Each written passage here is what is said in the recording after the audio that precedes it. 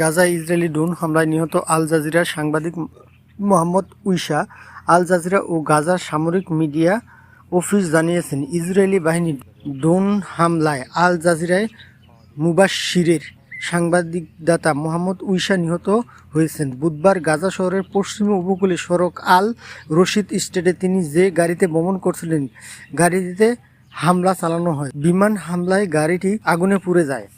আল জাজিরার এক প্রতিবেদক এ তথ্য নিশ্চিত করেছেন। গাজায় সরকারি মিডিয়া অফিসের ভাষ্য অনুযায়ী 2023 সালে অক্টোবরে গাজায় ইসরায়েলে গণহত্যামূলক যুদ্ধের শুরুর পর থেকে এ পর্যন্ত কমপক্ষে 262 সাংবাদিক ইসরায়েলি হামলায় নিহত হয়েছে। সংবাদ মাধ্যম এই হত্যাযজ্ঞের নিন্দা ও অভিযোগ জানিয়েছেন। আল জাজিরার মিডিয়া নেটওয়ার্ক এক বিবৃতিতে মোহাম্মদ উইসার লক্ষ্য করে হত্যা এই জঘন্য অপরাধের তীব্র নিন্দা জানিয়েছেন। বিবৃতিতে বলা হয়েছে, এটি আন্তর্জাতিক আইন ও নীতিমালার নতুন করে এক ঘোর লঙ্ঘন ও সাংবাদিকদের লক্ষ্য করে যে সত্য কণ্ঠ নীরব করার একটি ধারাবাহিক নীতি। নেটওয়ার্ক আরও জানান, 2018 সালে যোগ দেওয়া তাদের এই সংবাদদাতার হত্যাকাণ্ডের কোনো এলোপাতারি ঘটনা নয়, বরং এটি সংগঠিত ও ইচ্ছাকৃত অপরাধ, যার উদ্দেশ্যে সাংবাদিকদের বিতস্তত করা এবং তাদের পেশাগত দায়িত্ব পালনের বাধা দেওয়া।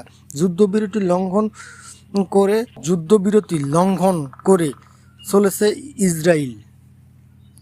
আল জাজিরার প্রতিবেদক ইব্রাহিম আল খালিলি গাজা শহর থেকে জানান, উসরা প্রধান সড়কে ভ্রমণকালে নিহত হওয়ার ঘটনা প্রমাণ করে যে ইসরায়েলি সামরিক বাহিনী যুদ্ধবিরতি লঙ্ঘনের কারণে পরিস্থিতি আরও ভয়াবহ হচ্ছে। তিনি বলেন, যুক্তরাষ্ট্রের মধ্যস্থতায় হওয়া যুদ্ধবিরতি 6 মাসও পার হয়নি, যুদ্ধবিরতি লঙ্ঘন করে চলেছে ইসরায়েল।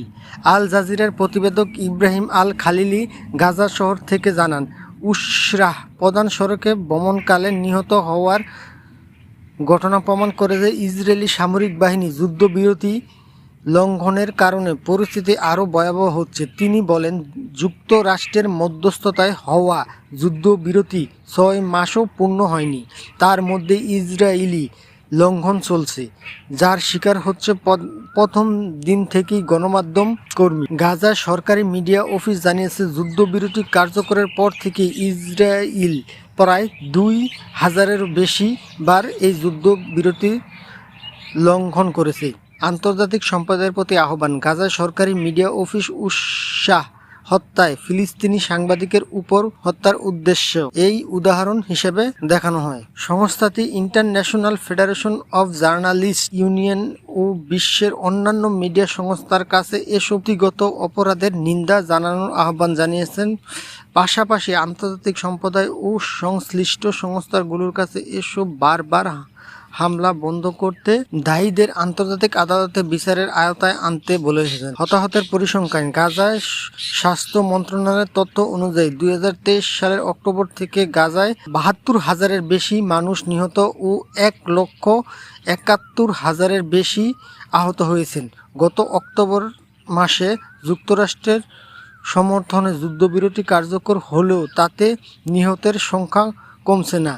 মন্ত্রণালয় জানায়, যুদ্ধবিরতি শুরুর পর ইসরায়েলি হামলা এখন পর্যন্ত কমপক্ষে 733 ফিলিস্তিনি নিহত ও 2034 জন আহত হয়েছে। আল জাজিরার সাংবাদিক মোহাম্মদ উসা গাজায় ইসরায়েলি ড্রোন হামলায় নিহত। মাধ্যমটি একে ইচ্ছাকৃত ও সংগঠিত হত্যা বলে নিন্দা জানিয়েছে।